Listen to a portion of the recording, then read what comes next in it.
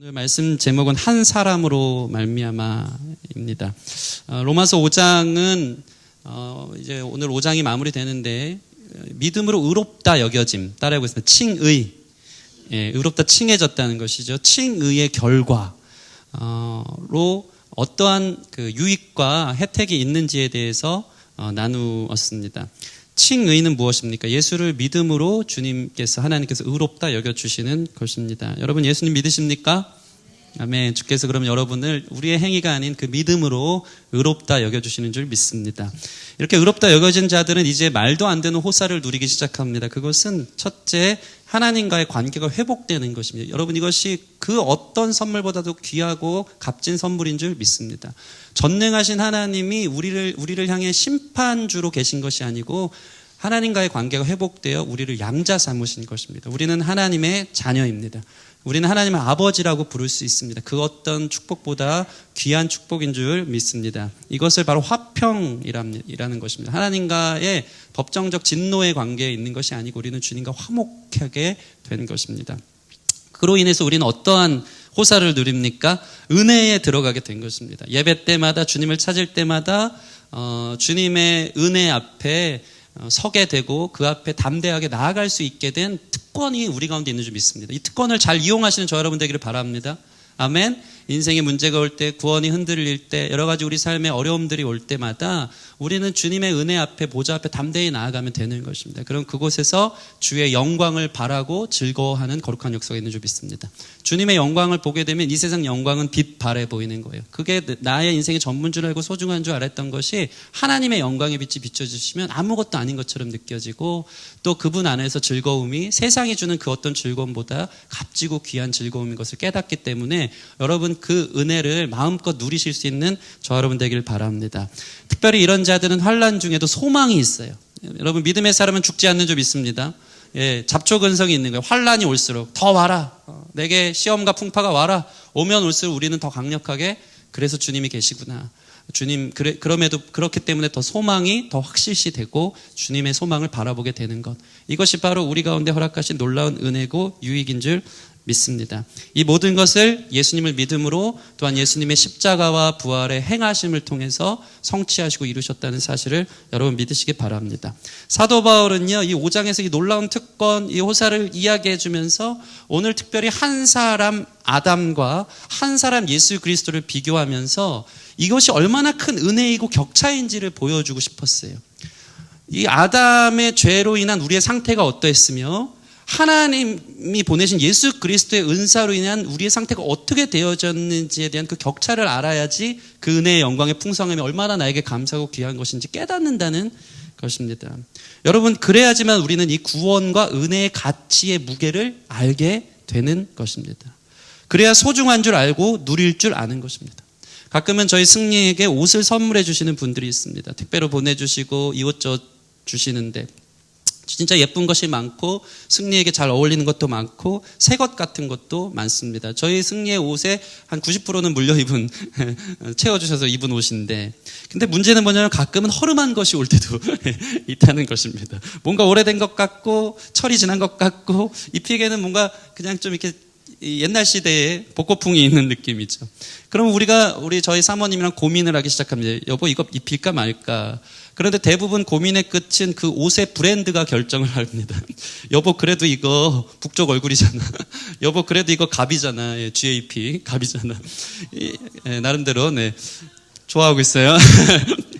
그럼 어떡합니까? 허름해도 일단 입히는 거예요. 허름해도 그 가치가 달라지는 거예요. 이거 좀 유행도 지난 것 같은데 그 브랜드의 가치를 아니까 이거 비싼 옷이다. 일단 입히고 보자. 하는 것입니다. 상표의 가치를 알기 때문입니다. 사도 바울은 이것을 설명하고 있는 것입니다. 너희가 얻은 칭의, 너무 공짜로 얻은 것 같고 하나님이 의롭다 여겨주시니까 쉽게 얻은 것 같지만 그것이 얼마나 소중하고 값진 것인지를 깨닫는 만큼 구원을 소중히 여기고 그것이 나의 인생의 전부고 무엇과도 바꿀 수 없는 것이라는 우리는 깨닫기 때문이라는 것입니다. 이것을 알면 우리는 더 소중히 구원을 여기고 지킬 것이고 감사하기 때문입니다. 오늘 한 사람 아담, 인류의 죄의 역사, 땅의 역사의 끝을 가져온 한 사람 아담의 실패로부터 한 사람 예수 그리스도의 성공, 그분의 순종으로 인한 하늘의 역사, 땅의 역사, 죄의 역사의 쳇바퀴를 완전히 끊어내어서 우리와 하여금 소망의 역사, 하늘의 역사, 생명의 역사로 인도하신 예수 그리스도의 구원의 가치가 얼만큼 값진 것인지를 깨달을 수 있는 거룩한 시간이 되기를 주님의 이름으로 축원합니다. 먼저 최초의 인류 대표주자 아담 한 사람을 사도 바울은 보여주고 있습니다. 그는 어떤 사람이냐면 인류 최초의 대표주자였음에도 불구하고 그는 실패했습니다. 아담과 하와는 선악과를 먹음으로 죄를 범한 것입니다. 항상 하는 얘기지만 선악과는 하나님과 인간 사이를 규정하는 유일한 약속이고 그 당시의 법이었습니다. 내가 하나님이냐 아니냐를 구분짓는 유일한 정체성을 드러내는 게 선악과, 동산 중앙에 있는 것이었습니다. 사람은 모든 것이 아담과 하와에게는 허락되고 다스릴 수 있었기 때문에 막 다스리고 내 마음대로 살다 보면 내가 주인인 줄 알고 내가 하나님인 줄 알고 착각할 때마다 동산 중앙에 있는 선악과를 주님이 이거 먹지 말라 하셨지, 내 위에 하나님이 계시지, 나를 지으신 분이 계시지, 내가 하나님을 떠나서는 살 수 없는 나는 피조물이지 내가 창조주가 아니구나라는 것을 깨달으라고, 그 사랑 안에 거하라고, 그 자리 안에 거하라고 주님께 주신 선악과였는데 이 규정을 아담과 하와가 깨뜨렸습니까? 안 깨뜨렸습니까? 깨뜨린 것입니다. 규정을 어겼습니다. 이것은 무엇이냐면 하나님 필요 없어. 로마서에 그토록 얘기하는 불경건입니다. 하나님을 무시하는 거예요. 내가 하나님 될래. 사탄이 와서 그를 유혹한 첫 번째 말은 그거예요. 너가 정녕 하나님처럼 되리라. 사람의 죄의 시작은 하나님 필요 없어. 내가 하나님 돼서 내가 하고 싶은 대로 살 거야. 하나님도 그저 내가 하고 싶은 계획과 내 꿈을 이루어 주시는 도깨비 방망이 정도만 되면 되지 하나님 필요 없어. 그것이 바로 아담, 인류의 대표주자 아담과 하와가 스스로 하나님이 되고자 교만하여서 선악과를 따먹은 실패한 모습 그 자체라는 것입니다. 그 결과는 어떻게 됐습니까? 12절 말씀 보시면, 오늘 본문 12절 말씀 보시면, 그러므로 한 사람으로 말미암아 뭐가 들어옵니까? 죄가 세상에 들어오고. 죄가. 여러분, 죄가 들어왔다. 로마서 말씀 보면 우리 좀 말씀의 전문가가 되길 바라는데, 죄가 단수로 쓰일 경우에는 거의 어김없이 사도 바울의 서신서에서 죄가 단수로 쓰일 때는 따라해 보겠습니다. 하마르티아. 죄를 인격으로 표현합니다. 죄가 의도를 가지고 있고, 죄가 생각을 가지고 있고, 계획을 가지고 있다는 것이 이 하마르티아, 인격을 의미해요. 다시 말해서 아담과 하와가 죄를 범함으로 말미암아 죄가 들어왔다는 것은 무엇이냐면, 아담과 하와의 죄로 인해서 사탄 마귀가 공중 권세를 잡아서 그 죄를 가지고 하나님 앞에, 공의의 하나님 앞에 참소할 일이 생긴 거예요. 하나님, 저 사람 아담과 하와 죄 지었잖아요. 죽이세요. 공의의 하나님 심판하세요. 사단이 쥐락펴락하는 그 어떤 권세가, 그 영향력이 아담과 하와의 죄로 말미암아 그 일들이 일어나기 시작한 것입니다. 사탄 마귀가 우리의 삶을 장악하고 쥐락펴락할 수 있는 권세가 공식적으로 생기기 시작했다는 것입니다. 그 결과 어떤 일이 벌어집니까? 12절 다시 보시면, 한 사람으로 말미암아 죄가 들어오고, 사탄 마귀가 우리 삶에 마음껏 영향력을 행사할 수 있는 자격을 취득해서 들어오기 시작했고, 그 결과 어떻게 됩니까? 죄로 말미암아 무엇이 들어와요? 사망이 들어왔나니. 여러분, 모든 인생은 죽습니다. 예외 없습니다. 자기는 안 죽습니다 하는 사람 손 들어보세요. 예, 불멸합니다. 예, 이단입니다. 이단. 모든 인생은 죽습니다. 근데 우리가 생각하는 그 죽음은 인간의 순리고 자연의 법칙이라고 생각되었지만 사실 인간의 자연적 법칙은 죽지 않습니다. 아담과 하와는 영원토록 죽지 않고 그분과 동행하며 동산 중앙에 있는 생명나무를 먹어가면서 죽지 않는 인생으로 살아갈 수 있었는데, 하나님, 전능하시고 영생하신 하나님의 관계를 떠나서 인간 안에 사망이 들어온 거예요. 이것이 성경적 세계관이고 가치고 성경이 이야기하는 역사입니다. 우리가 죽는 이유는 죄 때문이에요. 죄 때문에. 특별히 죄는 항상 하는 얘기는 세 가지로 나누어져요. 첫 번째 죄는 하나님과의 관계 단절이 죽음이에요. 죽음을 세 가지로 말하면, 여러분이 하나님과의 관계를 떠났습니까? 그것은 곧 죽음인 거예요. 왜냐하면 하나님만 생명이기 때문에. 항상 하는 얘기지만 하나님을 떠난 인생은 꽃다발과 같아요. 뿌리가 없는 꽃다발. 아무리 화려한 인생일지라도, 세상에서 막 피고 난리가 나고 아름다운 인생일지라도 일주일이 되면은 그냥 죽으러 가는 인생. 모든 인생, 하나님을 떠난 인생은 죽음의 인생. 두 번째는 하나님과의 관계를 떠난 죽음이 확대되어져서 생명의 죽음, 육체적 죽음, 나이를 먹어 죽든지 교통사고로 죽든지 우린 다 죽게 되어진 것입니다. 그 결과 마지막 세 번째 죽음은 영원한 죽음, 심판. 한 번 죽은 것은 사람에게 정해진 것이요 그 후에는 심판이 있으리니, 완전한 죽음으로 전혀 가망성 없는 죽음으로 귀결되어지는 것을 보게 된다는 것입니다. 여러분, 이것이 대표주자 아담이 실패한 죄의 결과, 사탄 마귀가 그 꼬리를 붙들고 그 발목을 잡고 그리고 나서 이 땅 가운데 죄로 인한 사망을 가지고 오고 그 사망으로 인한 심판으로 모든 것들이 귀결되기 시작합니다. 사도 바울은요, 이 모든 것을 따라해 보겠습니다. 왕노릇이라고 표현하고 있습니다. 17절 보면 사망이 그 한 사람을 통하여 무엇을 했다고요? 왕노릇하였은즉. 예. 우리 예성 형제님 좀 자리를 좀 바꿔줄래요? 민주자님 미안한데. 네, 예성 형제 뒤에서 편하게 잠이 왕노릇하지 않길 바랍니다. 21절 말씀 보면 죄가 사망 안에서 왕노릇이라는 표현을 하고 있어요. 이 왕노릇이라는 것은 뭐냐면 헬라어로 바실류오라는 것인데 통치하다, 다스리다, 지배하다라는 뜻이에요. 사망이 여러분의 인생을 지배하는 거예요. 이게 원래 이 땅에 태어난 죄를 가지고 태어난 인생의 전부예요. 사망의 지배, 죄의 지배 아래 우리는 있는 것입니다. 아담 한 사람으로 인해서 우리는 죄의 지배 아래, 사망의 지배 아래, 심판의 지배 아래 예외 없이 있는 거예요. 죄 앞에 자유로운 사람이 없고 죽음 앞에 자유로운 사람이 없고 모든 인생은 멸망과 심판으로 가는 절망의 인생밖에 남은 것이 없는 것입니다. 그러면 여러분 이 상황에서 우리 지은자매처럼 막 질문이 많은 분들은 막 손을 들고 질문을 해야 되는 거예요. 억울합니다. 아담이 잘못했는데 왜 나까지 사망을 받고 나까지 죽냐? 그런 법이 어딨냐? 맞죠? 그런 생각이 성령 안에서 깨달아져 들어지기를 바랍니다. 억울한 거 아닙니까? 왜 아담이 죄 지었는데 죄가 내 삶에 왕노릇하게 하느냐? 왜 그렇습니까? 이것을 바로 아담의 죄로 인한 대표성이라 그래요. 대표성. 마치 대한민국 축구팀이 나가서 싸울 때 사실은 그 11명이 싸우는 거지만 그들이 지는 것은 곧 대한민국이 지는 것입니다.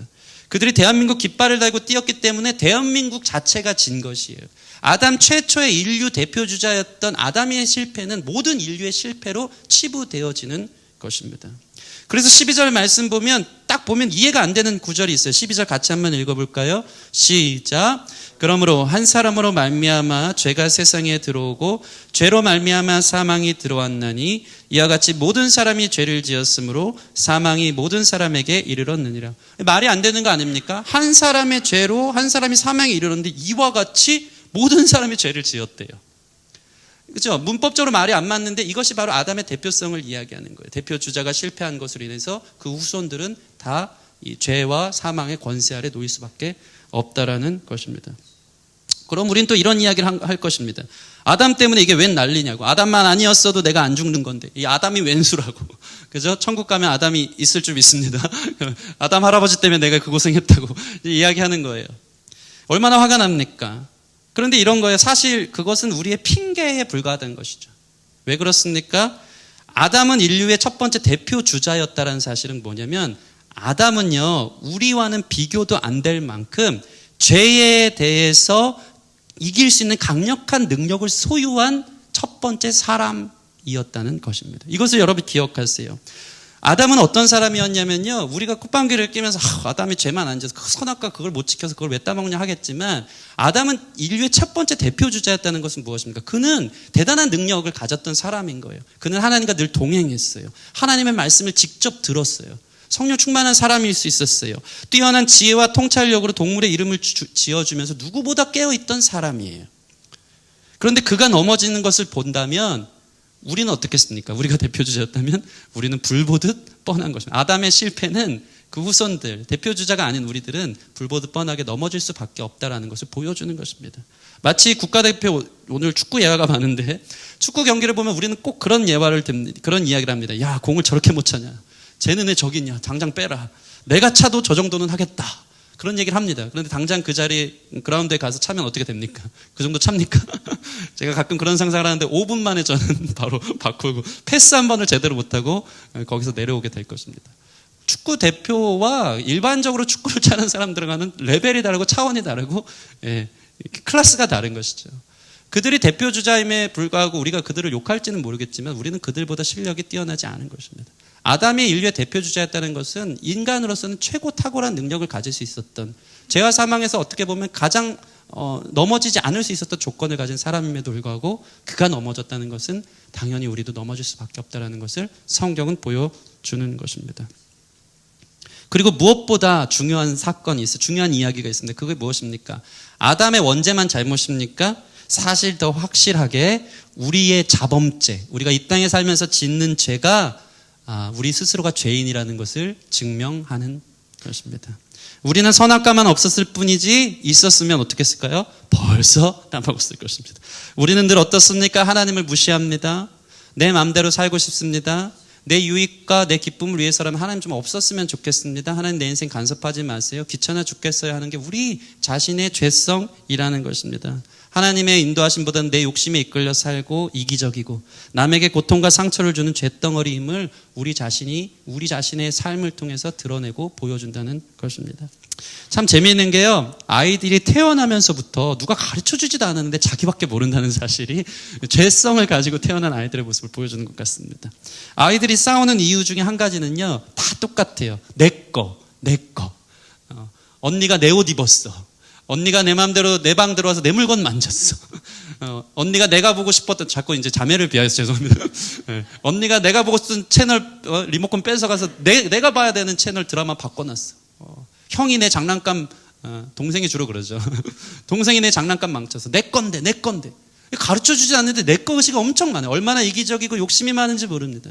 제가 어렸을 때 저희 어머니가 1년에 몇 차례씩 그 당시에 이제 비싼 비엔나 소세지를 구워주실 때가 있었습니다. 상당히 비싸죠. 이렇게 나오는 거, 쬐끄만 거.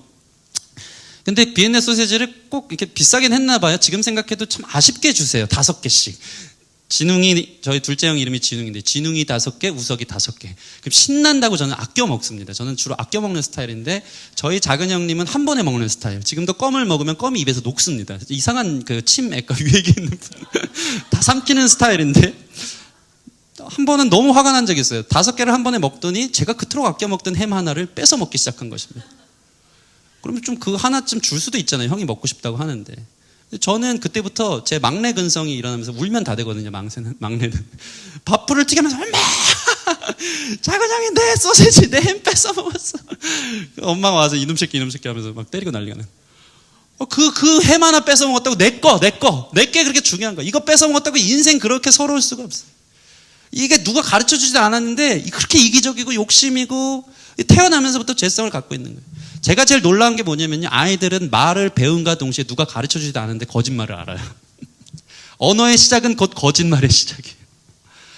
저희 또 승리 얘기하는 게 미안하다. 아무튼 그렇다고.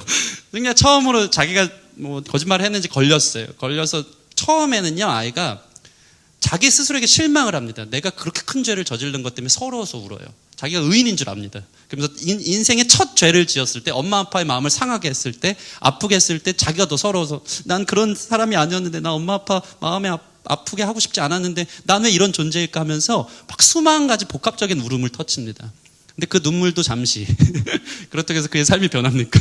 그 뒤에도 자기 합리화하며 적당히 타협하며 거짓말을 하는 것이 승리 얘기뿐만 아니고, 괜히 들으니까 저와 여러분들의 이야기 그 이상 그 이하도 아니라는 것입니다.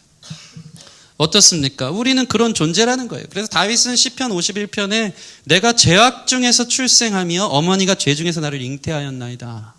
신학적으로 이 얘기를 뭐라 그러냐면요, 내가 죄를 짓기 때문에 죄인이 아니고요, 우리는 죄인이기 때문에 죄를 짓는 존재라는 거예요. 아담 핑계댈 것이 없고 우리 스스로의 죄를 범하는, 하나님 필요 없어 하는 그 자체가 죄인으로 태어난 우리 자신을 보여주는 거예요. 그럼 어떻습니까? 우리는 소망이 없는 거예요. 죄의 왕노릇 가운데 그 다스림이 싫으면서 우리의 의지는 박약하고, 좀 주님 앞에 잘 살고 싶은데 여러분의 생각과 감정과 마음은 항상 어디를 향합니까? 틈만 나면, 조금만 두면 죄를 향해 달려가기를 빠른 발이 우리 자신 안에 있는, 그 눌림이 싫으면서도 우리 안에 내가 너무나도 많아서 죄를 기뻐하는 우리 자신을 나이를 먹으면 먹을수록 발견하는 것입니다. 이 절망의 상태가 아담의 대표주자 이후 인류의 역사, 땅의 역사에 모여지는 모습이라는 것입니다.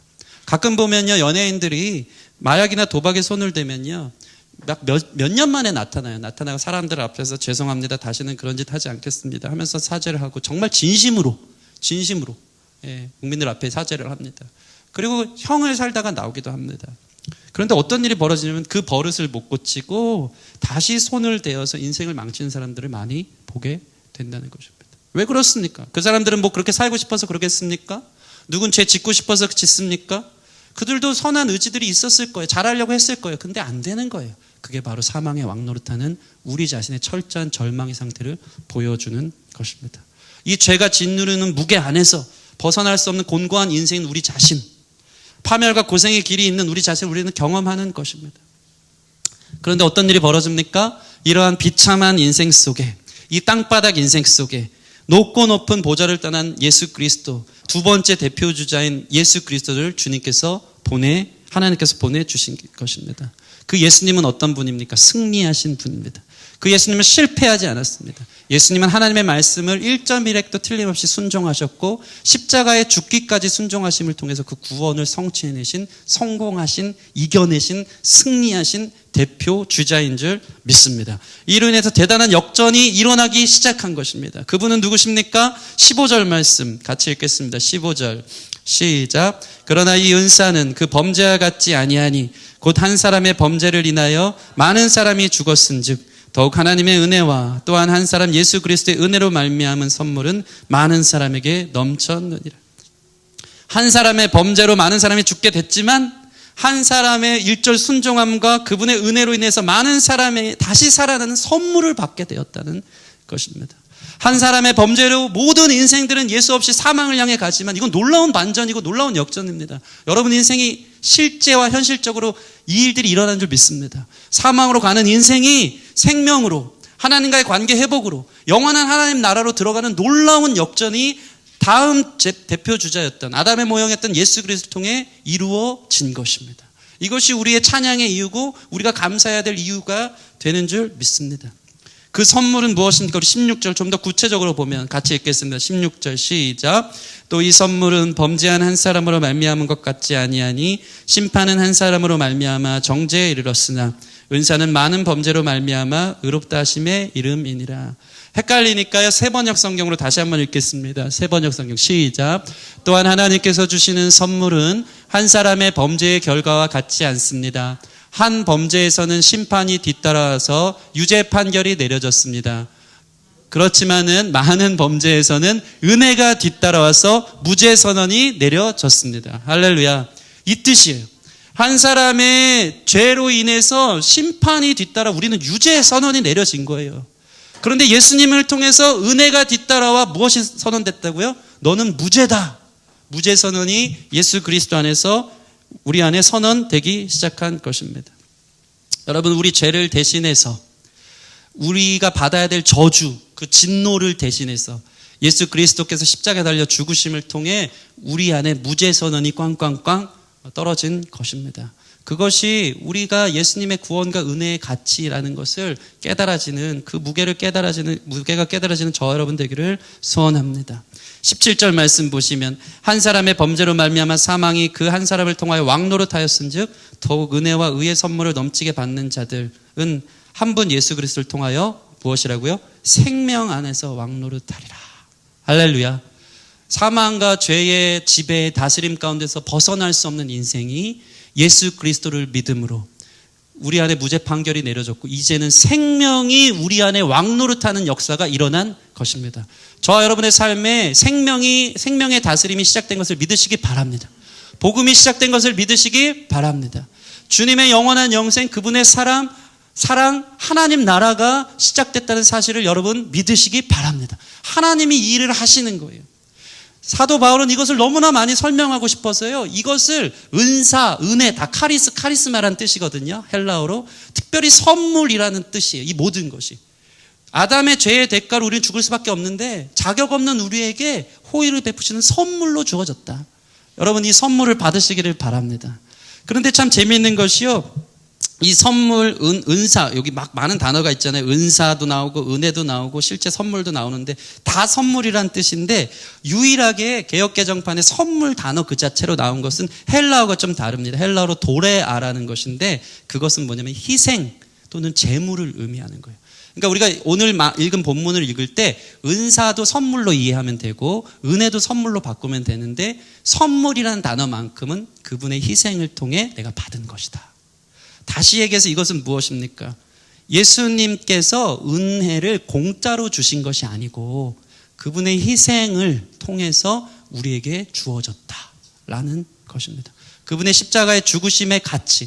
성경에는요, 공짜가 없어요. 여러분, 은혜를 공짜라고 생각할 때가 참 많아요. 거저 주어지니까. 우리에게 거저 줬을 뿐이지 죄와 사망의 진노를 고스란히 대가 지불을 하신 분이 계시기 때문에 우리에게는 공짜인 거예요. 그 무게와 그 가치가 우리 가운데 새롭게 다가오기를 소원합니다. 예수님이 그 무게를 다 짊어지고 가셨기 때문에, 그분의 희생 때문에, 그분이 제물 대심으로 우리에게 선물이 주어진 것입니다. 그러니까 구원이 항상 막 웃긴 얘기인데 10원 밑에 구원이라고, 이 구원 가치 너무 작은 걸로 생각할 때가 참 많아요. 그러나 우리의 이 구원을 값으로 따지자면 생명입니다. 믿으십니까? 예수 생명으로 얻어진 거예요. 얼마나 값지고 귀한 것인지 모르는 것입니다. 그래서 사도 바울은 이것을 너무나 많이 강력하게 이야기하고 싶은 거예요. 특별히 이 말씀을 보면서 우리에게 비교되게 설명하는 것이 있어요. 그게 뭐냐면요, 한 사람으로 말미암아 사망에 이르렀다라는 표현을 하고 있잖아요. 이르렀다는 것은 서서히 우리 가운데 장악되어졌다. 마치 밀물이 밀려오듯이 내가 파도 가운데 있을 때 밀물이 서서히 나를 적시듯이 이르렀는데요, 이 선물에 대한, 하나님의 은혜에 대해서는 더욱 넘쳤다는 표현을 계속해요. 이 차이를 여러분 기억하시기 바랍니다. 이 15절 보면 은혜로 말미암아 선물은 어떻게 해요? 많은 사람에게 넘쳤느니라. 사도 바울은 이걸 표현하고 있어요. 17절 더욱 은혜와 의의 선물을 넘치게 받은 자들. 20절 보면 죄가 더한 곳에 은혜가 더욱 넘쳤나니. 할렐루야. 이것이 저와 여러분에 주시는 복음의 메시지인 줄 믿습니다. 사망은 그 그늘이 드리워져서 우리에게 이르르지만, 사망의 왕노릇은 그 정도 수준이지만 예수 그리스도를 믿음으로 해서 생명이 다스리는 사람은요, 생명이 더 강력하게 넘치는 은혜로 우리를 장악해 간다는 것입니다. 이것이 복음이에요. 여러분 결코 죽지 않습니다. 예수 그리스도를 믿으면 우리는 여전히, 이 몸은 죄의 껍데기라 예수 믿어도 죄 짓습니까? 짓지 않습니까? 죄 지어요. 우리는 그래서 칼빈이 말하기를 평생 회개해야 되는 존재라는 거예요. 우리는 평생 공사 중인 거예요. 그런데 놀라운 건 무엇인가? 우리 자신을 볼 땐 소망 없는데 예수님을 믿으면 예수께서 더 넘치는 생명으로 우리를 다스려 주시기 시작하면서 너희 안에 착한 일을 시작하신 주께서 그리스도 예수의 날까지 우리 가운데 그 구원을 만들어내시고 이루어 주신다는 것입니다. 그래서 주님을 바라보는 거예요. 그 은혜를 바라보는 거예요. 주님이 강하십니다. 믿으십니까? 죄와 사망보다 주님의 역사와 주님의 생명, 그분의 영생, 그분의 사랑이 더 강한 것을 믿으시기 바랍니다. 우리 옆 사람 보면서 주님이 강합니다. 생명이 이깁니다. 네, 이 사실을 여러분 기억하시기 바랍니다. 저는 표현 중에 가장 좋아하는 표현이, 우리 예수님이 흠모할 만한 이사야 말씀은 풍채도 없고 연한 순과 같다는 표현을 자주 해요. 연한 순이 근데 강해요, 안 강해요? 엄청 강합니다. 연한 순은요, 겨울철에, 차가운 겨울철에 대지를 뚫고 나와요. 그 작은 게, 밟으면 부러질 것 같은 그 작은 게 딱딱한 대지를 뚫고 나오는 겁니다. 그 이유가 뭔지 아십니까? 생명력이에요. 생명력. 말씀은 생명인 줄 믿습니다. 예수는 생명인 줄 믿습니다. 그 생명 안에 여러분들이 믿음으로 참여될 때 죄와 사망이 벗어나기 시작하면서 우리는 날이 갈수록 성화되어져서, 사실 신분상 이미 우리는 양반이지만 우리의 삶은 늘 하는 얘기지만 노예 근성이 있어. 이게 상놈이라 그래, 상놈.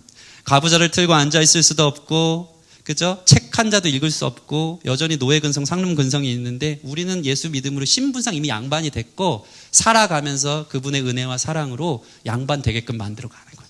구원받을 만한 사람으로 만들어가고 그 율법을 지키며 하나님 사랑 안에 거하는 사람으로 만드는 것입니다. 이것이 바로 생명의 놀라운 역사요, 생명이 왕노릇하는 결과가 되는 줄 믿습니다.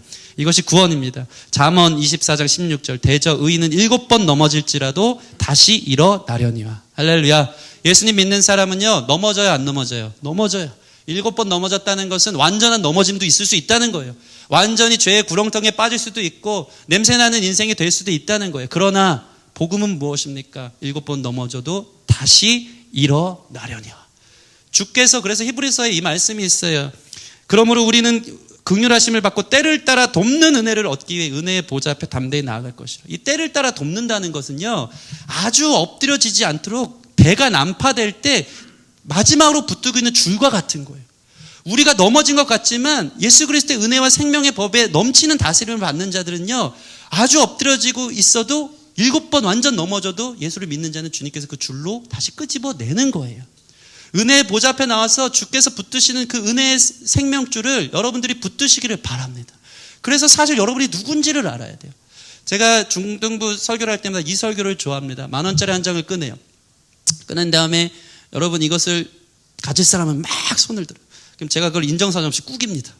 꾸기고 나서 땅바닥 탁 던져요. 가질 사람은 조용하면 난리가 나요. 왜 그렇습니까? 꾸겨줘도 10,000원이에요. 하수구에 떨어져도 10,000원이에요. 그 가치가 있기 때문에 아이들은 눈에 불을 켜고 달려서 가져가는 거예요. 여러분 구원은 결코 상실되지 않습니다. 예수님 믿는 자의 가치는 하나님 자녀의 가치고 꾸겨져도 흙탕물에 뒤집어 써도 여러분은 구원받은 하나님의 자녀라는 사실. 믿음으로. 그러면 뭐냐면 설교고 주님의 은혜 앞에 보좌 앞에 나올 때마다 우리 누리는 건 뭐냐면 너가 누군지를 들어야 되는 거예요. 너가 누군지를 들어야 되는 거예요. 그러면 그 자격이 나는 죄인인데 주님이 나를 자녀라 부르시고 내가 널 끝까지 사용할 거야. 내가 너를 빚어갈 거야. 하시는 주님의 인도하심 앞에 자격 없는 내가 나 같은 자도 주님 사랑하시나요? 나 같은 자도 새로워질 수 있나요? 나 같은 자도 주님 여전히 포기하지 않고 쓰시나요? 그 은혜가 너무 그 기대가 너무 감사해서 우리는 그 앞에 감사하며 반응하며 죄의 모든 태도들을 끊고 주님 앞에 서는 그러한 은혜의 길이 때를 따라 돕는 은혜로 우리 가운데 부어진 줄 믿습니다. 말씀을 마치겠습니다. 한 사람 예수 그리스도로 말미암아 은혜와 생명이 여러분 삶에 넘치게 왕노릇한 것을 믿으시기 바랍니다. 그 일이 시작된 것입니다. 광야에서 40년을 방황하든 7일을 방황하든 광야의 방황기가 다 있겠지만 반드시 주님께서 믿음으로 서는 자들을 통해서 생명이 왕노릇해 우리가 날이 갈수록 공사 중이지만 회개하며 변화되어져 성화되어져 주님의 나라에서 영화롭게 서게 되는 그날이 있을 줄 믿습니다. 이 주님의 은혜를 오늘 특별히 성찬식을 통해서 누리기를 바랍니다. 주님의 피, 주님의 살이 우리 가운데 흘렀다는 것은 우리가 생명의 역사 안에 들어갔다는 사실이고 그것을 이 성찬식을 통해서 그 은혜를 누리는 거예요. 죄 가운데 있었지만 여전히 내 안에 예수님 피가 흐르고 내가 예수님 생명으로 다시 살았다. 이것을 믿음으로 선포하여서 주님의 은혜가 체험적으로 임하는 거룩한 시간이 되기를 주님의 이름으로 소원합니다.